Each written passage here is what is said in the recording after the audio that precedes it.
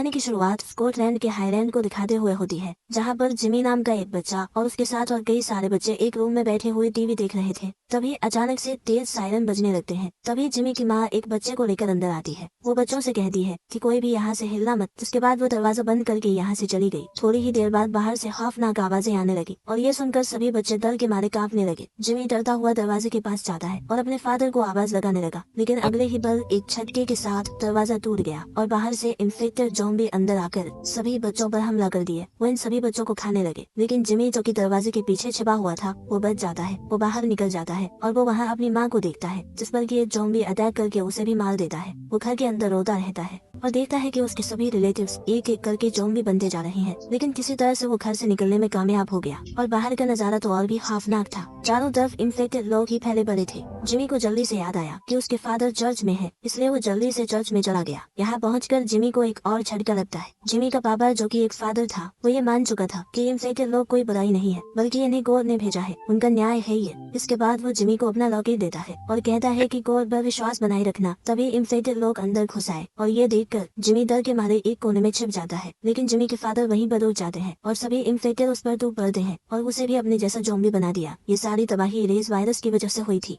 Europe ने इसे अपने इलाके में फैलने से रोक लिया था और यूके को पूरी तरह से दुनिया से अलग कर दिया गया। अब यूके तो पूरी तरह से बर्बाद हो चुका था, लेकिन जो लोग बचे थे अब उन्हें अपनी जान खुद से ही बचानी थी। इसके बाद 28 साल बाद का वक्त दिखाया जाता है। कुछ बचे हुए लोग लैंडफॉर्म आइलैंड पर रहते थे, जो कि चारों तरफ से समंदर से घिरा इलाका था। और आज के दिन इन लोगों के लिए खास होने वाला था, क्योंकि स्पाइक नाम का बच्चा उन दरिंदों से लड़ने जाने वाला था, वो भी पहली बार। और उसका फादर जेमी हर रोज की तरह नाश्ता तैयार कर रहा था, लेकिन तभी उसकी बीमार वाइफ ईसा की चिल्लाने की आवाज आती है और ये सुनकर जिमी और स्पाइक जल्दी से उबर गए। जब ईसा को ये पता लगा कि आज उसका बेटा स्पाइक पहली बार ट्रेनिंग पर जा रहा है, तो ये बात सुनकर वो गुस्सा हो गई और अपने हस्बैंड को गंदी गालियां बकने लगी, लेकिन जल्द ही वो शांत हो जाती है, क्योंकि ईसा को भूलने की बीमारी थी। उसे अक्सर बातें याद नहीं रहती थी और कई बार तो वो ये भी भूल जाती कि उसके आसपास क्या हो रहा है। थोड़ी देर बाद स्पाइक की मुलाकात सैम से होती है और वो उसे एक नया बो गिफ्ट करता है। इसके बाद जब जेमी और स्पाइक ट्रेनिंग पर निकलने लगे, तो सभी गांव के लोग उनके लिए तालियां बजा रहे थे। वो स्पाइक को उसकी पहली ट्रेनिंग के लिए उसे ब्लेसिंग दे रहे थे। जब ये दोनों शहर के गेट पर पहुंचे, तो जेनी जो कि यहाँ की लीडर थी, इन्हें रोक कर एक बात समझाई कि यहाँ से जो भी बाहर जाता है, अगर वो खुद से वापस लौट आए तो ठीक है, लेकिन अगर नहीं लौटा तो हम उसे ढूंढने नहीं जाते। ये रूल है यहाँ का। हम पहले ही बहुत सारे लोगों को खो चुके हैं। जिसके बाद ये दोनों बाप बेटे आगे बढ़े और एक पतला रास्ता पार करके मेनलैंड पर पहुंच जाते हैं। रास्ते में उसका फादर जिमी उसे सारी बातें समझाता हुआ चल रहा था। जिसके बाद ये लोग एक पुल पार करके जंगल में आ गए। ये लोग यहाँ पर पूरी तरह से चौकन्ने थे। थोड़ी ही देर में उन्हें एक रेंगने वाला ज़ॉम्बी दिखाई दिया। जिमी उसे समझाता है कि ये रेंगने वाले ज़ॉम्बी जरूर है, लेकिन खतरनाक उतने ही है। जिसके बाद स्पाइक ने उस पर निशाना लगाया और एक निशाने में ही उसे ढेर कर दिया। तभी उसके पीछे से एक दूसरा ज़ॉम्बी आ गया, जिसे कि जेमी ने तीर मारकर खत्म कर दिया। शोर सुनकर यहाँ पर और भी ज़ॉम्बी आने लगे, लेकिन जेमी ने उन्हें भी मार दिया। लेकिन जब आखिरी ज़ॉम्बी बच गया, तो स्पाइक ने उसे छोड़ देने को कहा और स्पाइक की बात सुनकर जेमी को बहुत अच्छा लगा। इसके बाद ये दोनों आगे बढ़े और एक खास के खूबसूरत मैदान में आए, जहाँ पर बहुत सारे जानवर थे। उसके बाद आगे बढ़ने पर इन्हें एक घर दिखाई दिया, जहाँ पर कि एक इन्फेक्टेड उल्टा लटका हुआ था, जिसकी बॉडी पर कुछ शब्द भी लिखे हुए थे। जेमी अंदाजा लगाता है कि शायद किसी ने इसे इंसानी रूप में पकड़कर छोड़ दिया होगा। जिसके बाद ये इन्फेक्टेड हो गया। इसलिए जेमी अपने बेटे से कहता है कि बेटा, यही वक्त है, तुम्हें इसे मारना होगा। लेकिन वो इन्फेक्टेड छटपटा रहा था और इसी डर के मारे स्पाइक तीर नहीं चला पा रहा था। और इतने में ही वो इन्फेक्टेड खुद को छुड़ाकर इन पर हमला करने ही वाला होता है कि एंड वक्त पर स्पाइक ने उसे मार डाला। ये देखकर स्पाइक के फादर काफी खुश होते हैं। खैर, अब आगे बढ़ने पर उन्हें रास्ते में एक जानवर की आधी खाई हुई बॉडी मिली। जब स्पाइक ने ऊपर देखा, तो उस जानवर का आधा खाया हुआ सर पेड़ में अटका हुआ था। ये देखकर जेमी को काफी डर लग गया, क्योंकि ऐसा काम सिर्फ अल्फा ज़ॉम्बी ही कर सकते हैं। इसलिए जेमी जल्दी से अपने बेटे से कहता है कि बिना आवाज किए चुपचाप मेरे पीछे आओ। और जब थोड़ी देर बाद ये एक खुले घास के मैदान में पहुंचे, तो उन्हें अपने सामने उन्हें अल्फा ज़ॉम्बी की एक आर्मी दिखाई देती है, जहाँ पर उनका लीडर सामने था। ये देखकर ये जल्दी से जंगल की तरफ दौड़े और भागते हुए भी जेमी अपने बेटे को ट्रेनिंग दे रहा था। उसने दौड़ते हुए अपने बेटे को बताया कि किस तरह से तीर जलाकर वार करना है। जिसके बाद ये दोनों भागते हुए उस अबेंडेंट घर तक आ पहुंचे और जो भी अल्फा ज़ॉम्बी इनका पीछा कर रहे थे, ये उन पर तीर चलाते गए। उस घर में इन्हें एक एटिक मिल जाती है, जिसमें ये दोनों बाप बेटे छिप जाते हैं। अब वो इन्फेक्टेड इन्हें देख तो नहीं पाते, लेकिन बाहर वो इनका इंतजार करने लगे। अगले कई घंटों तक जिमी अपने बेटे को समझाता है कि बेटा, ये अल्फा ज़ॉम्बी साइज में बहुत ज्यादा बड़ी है और बहुत ज्यादा चालाक भी होते हैं, हम इंसानों के ही जैसे, और इन्हें मारने के लिए बहुत ज्यादा तीर भी लग रहे हैं। और अब हमारे पास तीर खत्म होने वाले हैं, तो इसीलिए इन्हें यहीं पर इंतजार करना होगा। खैर अब रात के अंधेरे में इन्होंने एक आदमी को बाहर अंधेरे में चलते हुए देखा जो कि इनके आइलैंड वाले रास्ते पर थे। जेमी बताता है कि बेटा ये रात में पेट्रोलिंग करते हैं, ये हमारे ही लोग हैं। दूसरी तरफ स्पाइक ने आग जलती हुई देखी और जब उसने इस बारे में अपने फादर से पूछा तो जेमी ने ये बात टाल दी। रात में जब स्पाइक सोता है तो उसे एक अजीब सपना आता है। उसकी माँ पानी में डूब रही थी और चारों तरफ ज़ॉम्बी थे। तभी जेमी अपने बेटे को जगाता है जो कि ये घर तेजी से कांप रहा था क्योंकि बाहर जानवरों का पूरा झुंड दौड़ रहा था। लेकिन वक्त रहते ये दोनों इस घर से निकल जाते हैं और अगले ही पल इस घर की छत भी गिर जाती है। जेमी ये बात जान गया था कि इस आवाज से वो ज़ॉम्बी इधर आने वाले हैं, इसलिए वो स्पाइक के साथ जल्दी से घर की तरफ भागा। रात में इनके आइलैंड का रास्ता पानी से ढक जाता था लेकिन पानी ज्यादा गहरा नहीं था, इसलिए ये लोग आगे बढ़ने लगे। इन्हें लगता है कि अब ये लोग बच गए, लेकिन तभी इन्हें पहाड़ की चोटी पर एक अल्फा इन्फेक्टेड देख लेता है और वो नंगा पुंगा ज़ॉम्बी बिना कच्छा पहने इनके पीछे दौड़ने लगा। इन दोनों को यह एहसास ही नहीं था कि खतरा तेजी से इनकी तरफ आ रहा है, लेकिन तभी कई चमगादड़ उड़ते हुए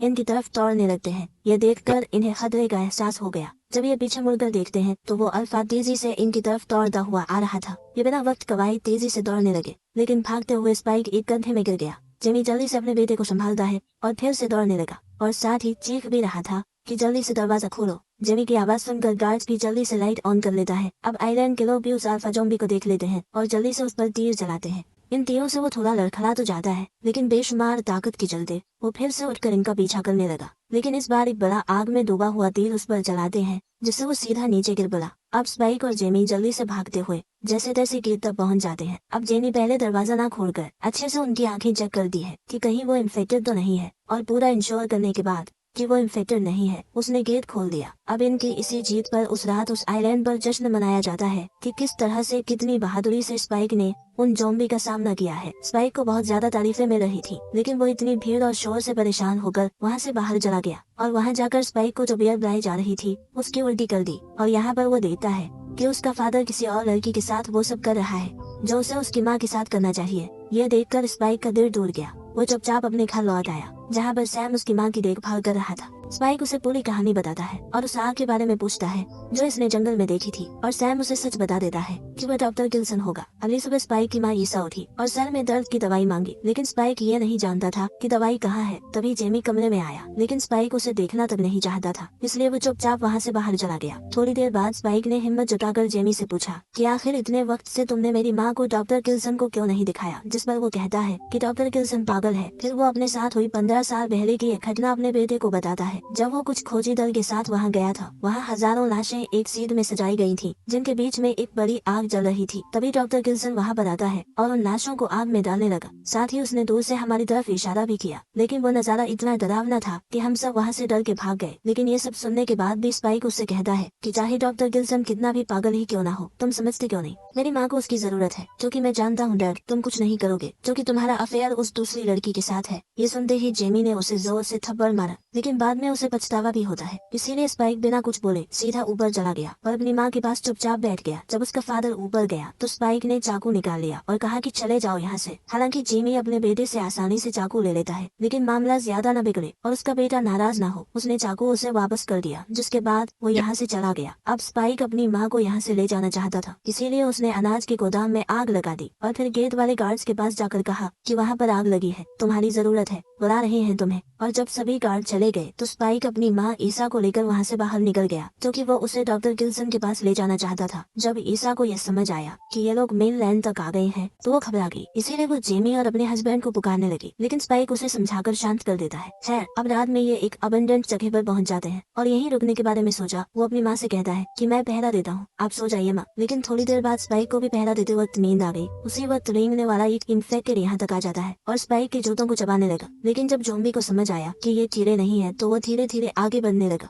और जैसे ही वो स्पाइक को काटने वाला था किसी ने उसे पीछे खींच लिया। सुबह जब स्पाइक की आंख खुली तो उसे लगा कि शायद इसने कोई बुरा सपना देखा है, लेकिन पास ही में उस ज़ॉम्बी की लाश पड़ी थी। ईसा उसे कहती है कि मुझे भी इस बारे में कुछ नहीं पता, लेकिन फ्लैशबैक में दिखाया जाता है ईसा ने ही उस ज़ॉम्बी की खोपड़ी पिलर पर बदक कर उसकी जान ले ली थी। वहीं दूसरी तरफ कुछ सोल्जर्स को दिखाया जाता है जो कि इन्फेक्टेड लोगों से अपनी जान बचाकर भाग रहे थे। जितना हो रहा था इन्फेक्टेड को गोली मार रहे थे, लेकिन धीरे धीरे उनकी गोलियां खत्म होने लगी। अब जो कि इन पर अल्फा ज़ॉम्बी हमला कर रहे थे तो यह सैनिक भी जल्दी ज़ॉम्बी में बदलने लगे। इसीलिए बचे हुए सैनिकों को अपने बाकी इन्फेक्टेड साथियों को ही मारना पड़ा। आखिर में किसी तरह से 3 सैनिक बचते हुए एक टनल में घुस गए और गेट बंद कर दिया। लेकिन ये जैसे ही आगे बढ़ने लगे, एक लंबा चौड़ा अल्फा इन पर हमला कर दिया। और इन अल्फा ज़ॉम्बी की खासियत थी, ये सर और रीढ़ की हड्डी ही उखाड़ दिया करते थे। तो इसने एक सैनिक के साथ वैसा ही किया और उसकी निगली हड्डी से दूसरे सैनिक को भी मार दिया। अब ये देखकर तीसरा सैनिक बहुत ज्यादा डर गया और जैसे तैसे टनल से बाहर चला गया। उधर स्पाइक और ईसा भी आगे बढ़ रहे थे और ईसा को रास्ते में भ्रम होने लगा। वो स्पाइक को अपना फादर समझ रही थी। तब ईसा की नाक से खून बहने लगा और खून की स्मेल सूंघ कर एक इन्फेक्टेड वहाँ आ गया, जिसे कि स्पाइक ने तुरंत मार दिया। लेकिन इतनी ही देर में यहाँ पर बहुत सारे इन्फेक्टेड उनका पीछा करने लगे और स्पाइक चलते चलते उन्हें तीर से शूट भी कर रहा था। और आखिर में चलते हुए वो एक पुराने गैस स्टेशन तक पहुँच गए। स्पाइक ने जल्दी से दरवाजा खोला, लेकिन जैसे ही अंदर घुसे इन्हें अंदर मौजूद मीथेन गैस की स्मेल आई और यहाँ सांस लेना भी मुश्किल हो गया। और इतने में ही कई सारे अल्फा भी अंदर घुस चुके थे, लेकिन इन्फेक्टेड लोग ज्यादा थे। उन्होंने इन्हें चारों तरफ से घेर लिया। तभी ऊपर से एक हैच खुलता है और ऊपर से वो बचा हुआ सैनिक स्पाइक से कहता है कि जल्दी से किसी जगह पर छिप जाओ। जिसके बाद वो कुछ आग नीचे फेंक देता है, जिससे यहाँ पर एक जोरदार धमाका हुआ। सारे ज़ॉम्बी आग में जलकर मारे गए और ईसा और स्पाइक ने सही जगह ढूंढकर अपनी जान बचा ली थी। जैसे ही माहौल शांत हुआ, ये दोनों बाहर आ गए और बाहर आते ही ईसा को तेज सर दर्द होने लगा और उसने उल्टी कर दी।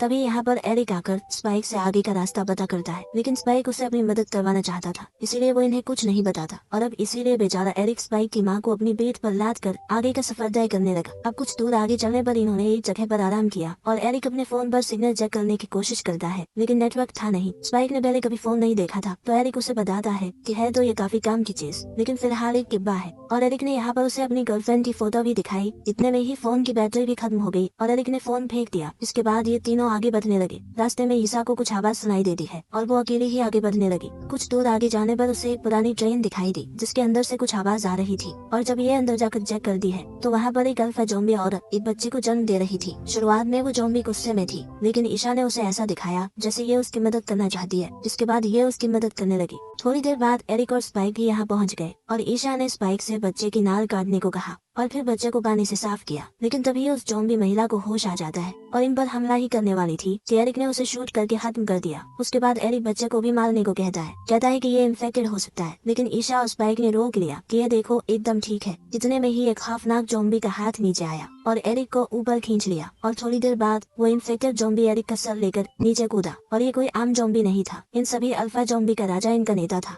जैसे ही उसने इस मरी हुई इन्फेक्टेड औरत को देखा, वो गुस्से से पागल हो गया और इनका पीछा करने लगता है। स्पाइक उसे रोकने के लिए लगातार तीर चला रहा था, लेकिन इसका असर उस पर कहाँ होने वाला था। हालांकि उसकी रफ्तार धीमी जरूर हो गई। खैर, इसके बाद अब ये जैसे ही ट्रेन से बाहर निकले, वो अल्फा भी इनके पीछे कूदकर इनका पीछा करने लगा। लेकिन उसी वक्त फिर डॉक्टर कैल्सन ने यहाँ आकर उस अल्फा ज़ॉम्बी को बेहोश कर दिया। फिर डॉक्टर कैल्सन इन्हें अपने बारे में बताता है कि मैं पिछले 3 साल से इस इलाके में ही रह रहा हूँ। साथ ही मैं इन्हें बताता है कि मैं अपने पूरे शरीर पर आयोडीन लगाता हूँ और इससे वायरस का असर नहीं होता। और बात करते हुए उसने एरिक का सर भी अपने पास रख लिया। जब स्पाइक ने उससे अपनी माँ को बचाने की बात कही तो वो उन्हें अपने बोर्न टेम्पल ले गया और ये ऐसी जगह थी जहाँ पर इन्फेक्टेड या बाकी जो लोग मरे थे उनकी हड्डियाँ इकट्ठा करके एक मंदिर जैसी जगह बना दी थी। उसने एरिक के सर को एक भट्टी में डाल दिया और जब सारा मांस साफ हो गया तो इसने उसकी खोपड़ी स्पाइक को देते हुए उसे इस स्कर्ट टावल पर एक सही जगह रखने को कहा। इसके बाद कैल्सन उस नई पैदा हुई बच्ची के बारे में पूरी बात बताता है। कहता है कि प्लेसेंटा ने इसे वायरस से बचा लिया। जिसके बाद वो स्पाइक की मां की जांच करता है और वो समझ गया कि ईसा को कैंसर है और वो आखिरी स्टेज पर है। ये बात सुनकर तो स्पाइक घबरा गया, क्योंकि उसे समझ नहीं आ रहा था कि आखिर क्या किया जाए।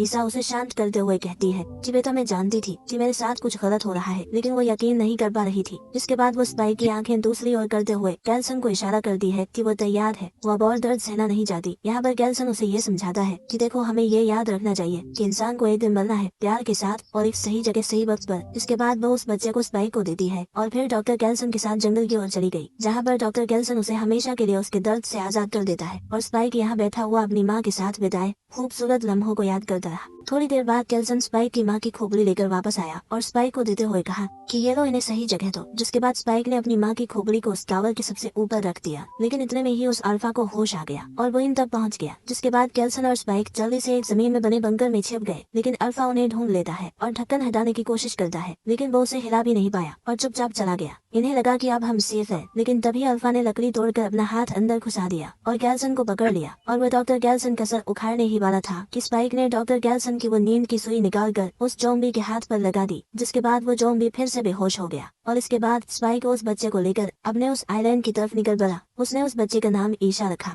और एक चिट्ठी के साथ उस बच्चे को उस आइलैंड के गेट पर छोड़ दिया ताकि ये जेमी को मिल जाए। चिट्ठी उसके बाद जेमी ने पढ़ी। वो समझ गया कि स्पाइक कहीं दूर चला गया है। उस पर लिखा था कि मैं बाहर जा रहा हूँ और जब मुझे जरूरत होगी वापस आ जाऊंगा। साथ ही लिखा था कि डॉक्टर कैल्सन पागल नहीं है और ये बच्चा भी पूरी तरह से इंसान ही है। जेमी ये देखकर बहुत परेशान हो गया और अपने बेटे को देखने के लिए गेट तक आ गया, लेकिन पानी का बहाव काफी तेज था। वो ज्यादा दूर आगे नहीं जा पाया। 28 दिन बाद हमें स्पाइक को मेन लैंड पर ही दिखाया जाता है और वो जानवरों का शिकार करके जिंदा था। तभी एक अल्फा उसे देखकर उसकी ओर बढ़ा, लेकिन स्पाइक ने बिना घबराए एक ही तीर से उसका काम खत्म कर दिया। लेकिन थोड़ी ही देर बाद और इन्फेक्टेड आने लगे तो स्पाइक को यहाँ से भागना पड़ा। आगे का रास्ता चट्टान से बंद था और यहाँ पर सिर्फ एक ही अल्फा पहुंचा, जिसे कि स्पाइक ने फिर से मार दिया। तभी उसे एक सिटी की आवाज आई और इसे जिमी दिखाई दिया और ये वही बच्चा था जिसे हमने मूवी की शुरुआत में देखा था। ये बड़ा हो गया था। वो स्पाइक की ताकत देखकर कहता है कि तुम कमाल के बंदे हो, मेरी टीम में शामिल होना चाहोगे। वो उसे अपनी टीम से मिलवाता है। तब यहाँ पर कुछ और अल्फा ज़ॉम्बी आ गए और ये टीम बड़ी ही खतरनाक थी। एक झटके में ही इन सब ने एक एक करके उन सभी अल्फा ज़ॉम्बी की जान ले ली। लड़ते हुए सब लोग हंस रहे थे, मजाक कर रहे थे, जैसे कि ये उनके लिए रोज का काम हो। आखिर में जिमी जोर से स्पाइक से कहता है हमें दोस्त बन जाना चाहिए और स्पाइक उनकी गैंग ज्वाइन कर लेता है और इसी सीन के साथ ये कहानी यहीं पर खत्म हो जाती है।